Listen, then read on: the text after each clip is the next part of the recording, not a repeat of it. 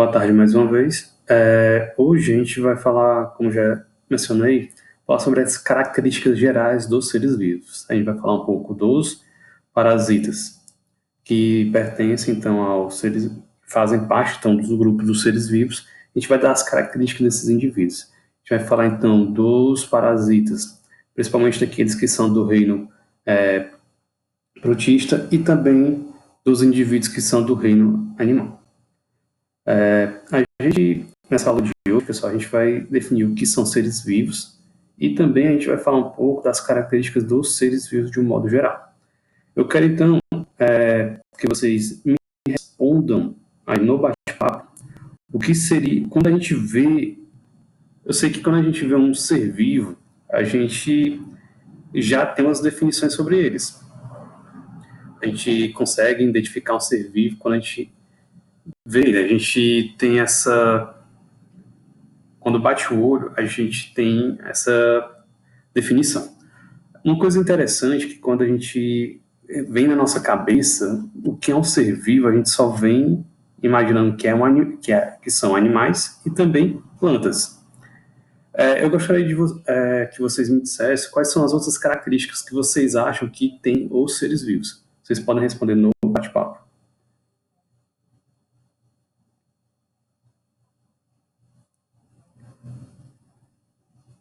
Isso, metabolismo, Keto, muito bem.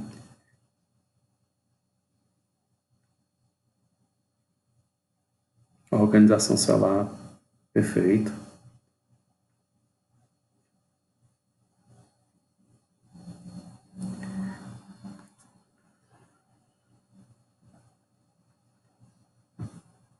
Então, pessoal, quando a gente vê um animal, a gente sabe que ele é um ser vivo, não é? Devido a essas características de se locomover, de interagir com o ambiente. E a gente entende que existe algumas definições que podem definir essa questão de um ser vivo. Quais são as outras características também que podem estar influenciando na classificação de um ser vivo? Essas outras características, pessoal, podem ser, por exemplo, como já foi até colocado aqui no bate-papo, metabolismo, organização celular, hereditariedade, reprodução, que é a capacidade, então, do indivíduo se reproduzir, deixar descendentes e também passar uma característica que ele tenha para a sua prole, que é, então, para a próxima geração. Aqui, pessoal, tem alguns critérios que definem, então, os seres vivos. Os seres vivos, se a gente for, então, analisar esses indivíduos, todos eles apresentam algumas características que são comuns entre eles, como, por exemplo, a questão da composição química. Se a gente for, então, avaliar todos os seres vivos que fazem parte, então, do planeta Terra, a gente observa que eles possuem, então, alguns elementos, como, por exemplo, carbono, hidrogênio, oxigênio e nutriente.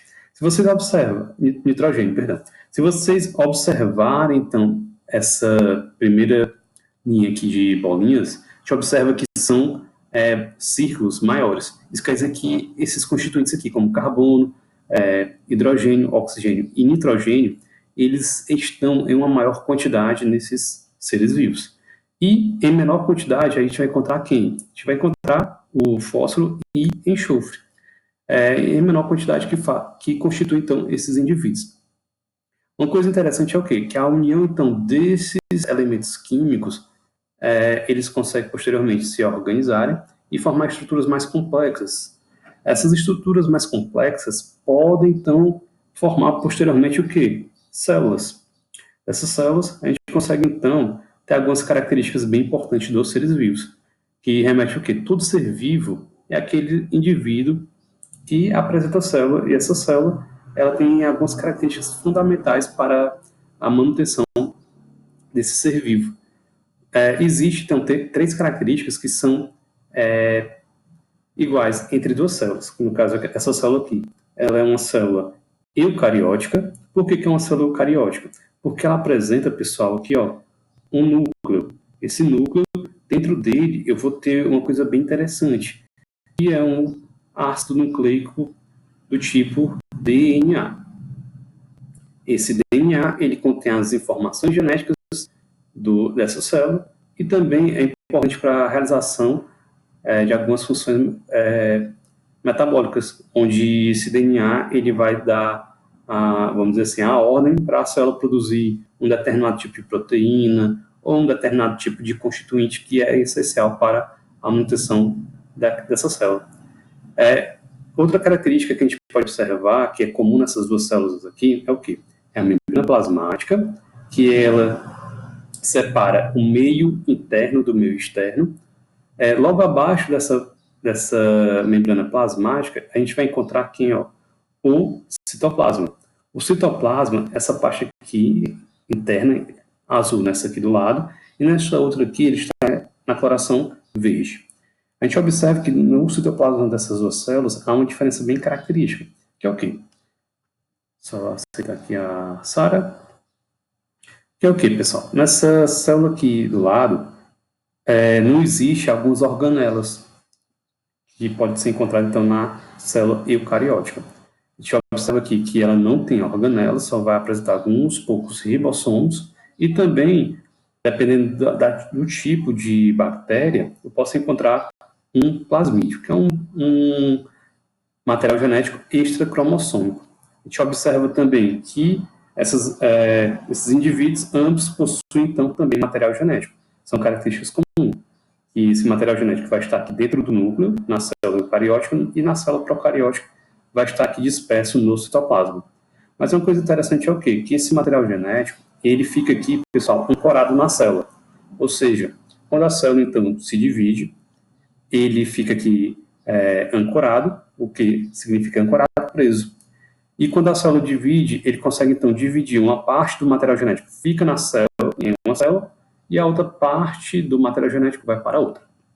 Então, vamos lá. A gente vai remeter, então, aqui para a nossa disciplina de parasitologia. Então, pessoal, de acordo, então, com as células, os indivíduos podem ser, vou colocar aqui no cantinho, eles podem ser unicelulares, só botar uni. Eles são unicelulares, ou seja, indivíduos que apresentam uma única célula.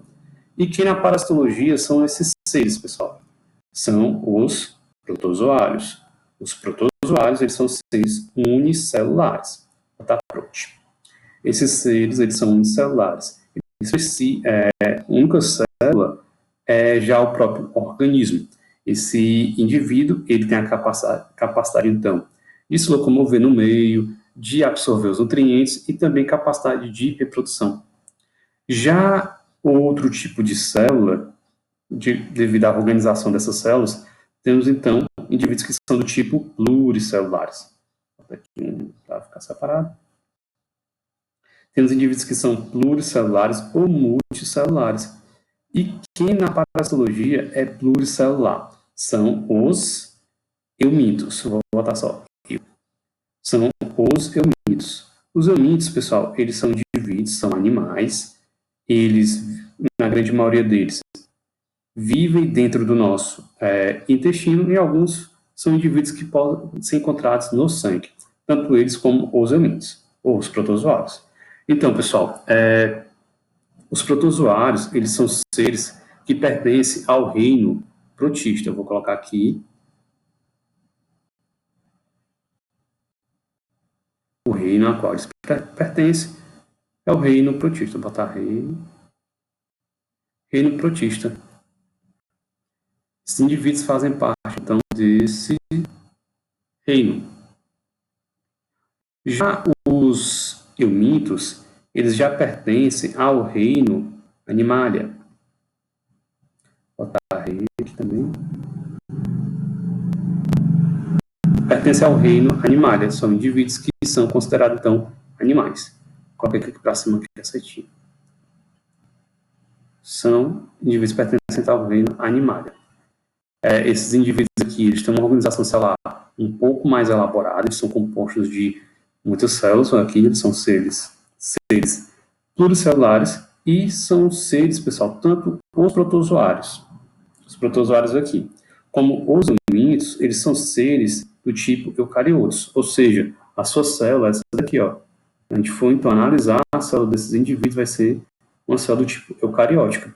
Vai ter então a presença de um núcleo, dentro desse núcleo ter um material genético, que vai ser aqui o DNA. Esses indivíduos, eles, no caso aqui dos protozoários, eles são seres unicelulares, ou seja, tem uma única célula, e já os eumintos são seres pluricelulares, vão ter mais de uma célula que vão constituir o seu organismo. Então, passando para o próximo slide, a gente vai ter, como já falei, o material genético. O material genético, então, dos seres vivos, ele aqui é o DNA. No caso aqui dos protozoários e dos eumintos, é o DNA. O DNA, pessoal, ele é uma fita dupla aqui de nucleotídeos, formando então essa estrutura aqui exemplificada. No DNA, ele vai ser responsável pela transmissão das características de um ser vivo para a próxima geração. E como eu já falei anteriormente, esse material genético ele vai controlar as atividades que serão desempenhadas pela célula, de acordo então com o ambiente a qual ela se encontra, de acordo então com as condições desse ambiente, vai ter então as atividades que serão desempenhadas por essas células. No caso de seres unicelulares, o próprio indivíduo é a única célula, onde ele consegue então se locomover, ele consegue então capturar alimento, consegue então absorver esse alimento para dentro do seu citoplasma e depois utilizá-lo.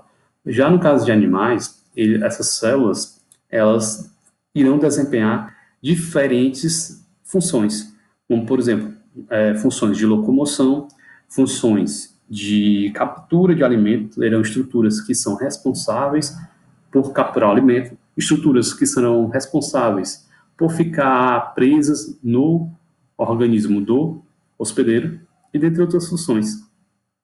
Esses indivíduos, pessoal, seres vivos, eles também têm que apresentar, então, metabolismo. O metabolismo é um conjunto, então, de reações que ocorrem dentro de uma célula. São reações químicas internas. Essas reações químicas, elas são importantes para que esses indivíduos, esses seres vivos, eles consigam obter energia, como também produzir moléculas complexas. E como que isso ocorre? Ocorre de duas formas, pessoal. Quando a gente se alimenta, consome algum nutriente, o que vai acontecer? Ele vai ter uma reação conhecida como catabólica. O que acontece? A gente vai pegar uma estrutura, uma molécula complexa, como por exemplo uma carne. A gente pega então essa carne e depois a gente vai fazer o quê? Mastigá-la, e ao chegar no nosso estômago vai sofrer um processo de digestão, e dessa digestão a gente vai conseguir quebrar essa carne em diferentes porções, até chegar em moléculas simples, a qual a gente pode utilizar para a nossa nutrição. E também, em troca dessas reações catabólicas, ocorrerá a produção, então, de energia. Essa energia, ela será, então, utilizada para nossas reações fisiológicas, as nossas reações metabólicas que são necessárias para a manutenção da nossa vida. Já no caso aqui de reações anabólicas, o que vai acontecer? Essa energia aqui que foi, então, gerada, ela vai ser, então, utilizada para a produção de moléculas complexas. O que vai acontecer? Você vai, então, ter essa energia que foi obtida através dos nutrientes, teremos, então, essas moléculas simples que foram, então, produzidas, por exemplo, pelas nossas células, elas vão, então, se unir através de reações químicas, formando, então, estruturas mais complexas. Como, por exemplo, a gente vai produzir hormônio, vai produzir proteínas que vão ser essenciais para, por exemplo, para a produção da queratina, que vai estar contida nas nossas unhas, com o nosso cabelo, produção também de hormônios que são essenciais para a manutenção da nossa vida. E os organismos, no caso, tanto protozoários como eumintos, eles são indivíduos que realizam esses tipos de reações. Já no caso aqui, por exemplo, dos eumintos e dos protozoários que vivem no nosso intestino, essas reações metabólicas são mais simples neles. Por quê? Porque dentro do nosso organismo, eles já irão pegar essas moléculas aqui, mais simples, porque o nosso organismo teve todo o trabalho de fazer a quebra dessas moléculas mais complexas, e eles irão utilizar essas moléculas mais simples para sua nutrição e, posteriormente, crescimento ou também reprodução dentro do nosso organismo. Dando continuidade, os indivíduos, pessoal, também os seres vivos, eles, de acordo então, com o seu tipo de, como que eles obtêm energia, eles são classificados em 2 tipos. Eles são classificados em seres autotróficos e seres heterotróficos. Os seres autotróficos são seres que são conhecidos como produtores, ou seja, eles têm a capacidade de produzir a sua própria energia, a sua própria fonte de nutriente. Eles são indivíduos que são fotossintetizantes, como, por exemplo, as plantas, e quimiosintetizantes, como também algumas algas e também algumas bactérias. Mas o que é de interesse para a nossa disciplina são esses indivíduos aqui, no caso, os seres heterotróficos, principalmente os consumidores. Eles necessitam, os seres consumidores, eles necessitam de um outro ser vivo para obter a sua energia. Eles irão, no caso, os protozoários e os eunídeos ficarão dentro do nosso organismo. Dentro do nosso organismo, eles irão, então, pegar esses nutrientes para seu metabolismo. E, consequentemente, eles vão conseguir aumentar em número e até se reproduzir para alcançar novos hospedeiros. Outra característica muito importante também dos seres vivos é a reprodução. Esses indivíduos, eles podem se reproduzir, deixando, então, descendentes. A reprodução pode ser do tipo sexuada ou do tipo assexuada. E qual é a diferença entre elas? Na reprodução sexuada, eu vou ter a participação de gametas. No caso, o gameta masculino e um gameta feminino. Esses gametas irão, então, se unir e, posteriormente, formarão um zigoto.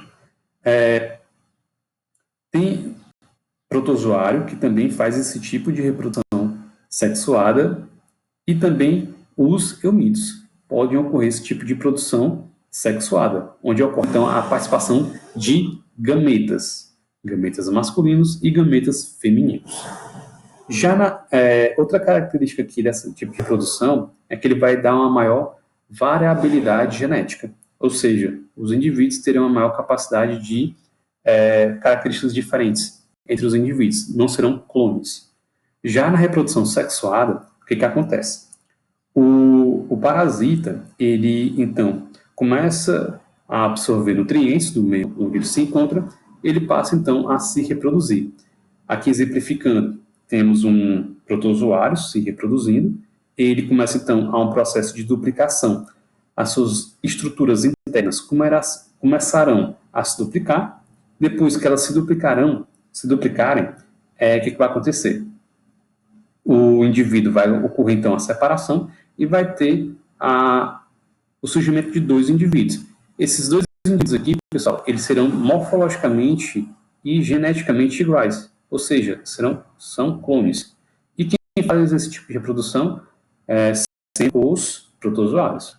Os protozoários irão fazer esse tipo de reprodução. Já o tipo de reprodução sexuada pode ser alguns protozoários irão fazer esse tipo também de reprodução.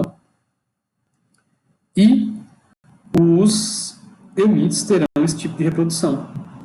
Sempre vai ter os eunídeos, são indivíduos, porque eles são animais, tem então a participação então, dos gametas. Eles irão ter a troca de material genético, dando a maior variabilidade. Dando continuidade, aqui no nosso próximo slide, temos então a capacidade de responder a estímulos. Isso é uma característica bem marcante dos seres vivos. O que seria essa capacidade de responder a estímulos? Então, por exemplo, temos aqui a questão de irritabilidade. É quando ocorre, então, um estímulo do meio ambiente, esse ser vivo ele vai ter a capacidade de ter uma reação. Como, por exemplo, aqui em plantas, como essa aqui que a gente está exemplificado, quando a gente toca nela, o que acontece? As folhas elas começam então a se fechar. É um tipo de resposta a qual essa planta apresenta. Já quando também está à frente de um estímulo nocivo ou um estímulo que possa colocar nossa vida em risco, a gente também vai ter essa capacidade de responder a esse estímulo. Os protozoários realmente também têm essa capacidade. Por exemplo, se o organismo, esse desenho aqui, e eu tenho aqui um protozoário, suponho, nesse esquemático aqui. Esse protozoário, o que eu fiz? Eu peguei e coloquei nesse ambiente bem aqui uma substância tóxica. Essa substância tóxica, quando está próximo, então, desse protozoário, tem a capacidade de matar ele. O que vai acontecer? Ele vai, então, se locomover em direção oposta a esse estímulo nocivo, para evitar com que esse estímulo nocivo cause alguma lesão nele. Isso é conhecido como resposta quimiotática negativa. Ou seja, teve um estímulo nocivo, ele se locomoveu para longe dele. Já nesse outro caso aqui, temos uma resposta quimiotática positiva. O que seria isso? Temos, então, aqui uma fonte de nutriente. Temos aqui os nutrientezinhos. Aí, o que acontece? Temos um protozoário, aqui exemplificado. O protozoário, os constituintes que compõem a sua membrana plasmática, reconheceu esse nutriente. O que acontece? Ele vai se locomover em direção ao nutriente. Isso é conhecido, então, como resposta quimiotática positiva, porque ele se locomoveu em direção àquele estímulo que era positivo para ele. Os eumintes também têm essa capacidade de locomoção. Alguns eumintes, quando vivem no meio ambiente, eles ficam em matéria orgânica ou em solo úmido e se locomovem nesse ambiente, fazendo esse ciclo apenas dentro no solo, sem causar infecção em nenhum hospedeiro. Já quando ele está dentro do nosso organismo, ele consegue, então, ficar ali fixado, consegue também se locomover dentro do nosso organismo. Ele fica aderido, por exemplo, em um determinado local, depois ele se desprende e se move para outra porção do intestino. E em questão de evolução, os parasitas também têm essa capacidade evolutiva. Os parasitas, pessoal, ao longo da evolução dos seres humanos, eles ficavam próximo dos seres vivos. E essa associação, ao longo da evolução, permitiu com que esses parasitas pudessem viver juntamente com seres humanos.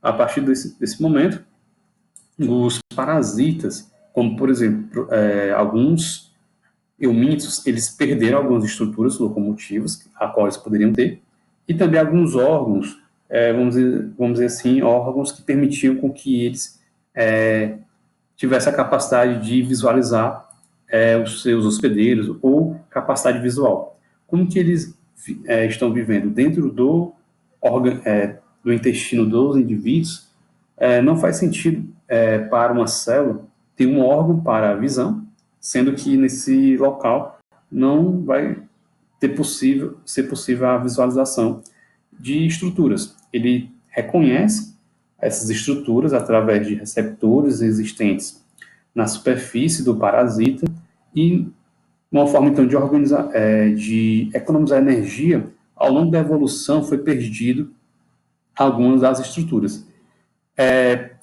Esses parasitas, pessoal, eles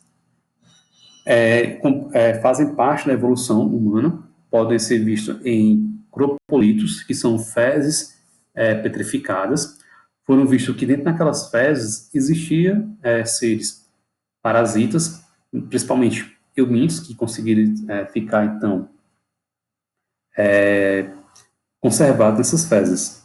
E a gente vê que os parasitas não são indivíduos recentes, e esses indivíduos eles compõem a trajetória humana ao longo do tempo, onde, de acordo, então, com a migração dos seres humanos por diferentes ambientes, foram também levando esses parasitas para os novos locais, onde essa questão da migração faz com que parasitoses que em um local não existam possa acontecer nesse local em decorrência dessas migrações.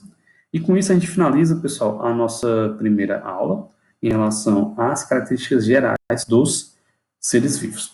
Então, um grande abraço e até o próximo horário. E a aula, pessoal, eu vou deixar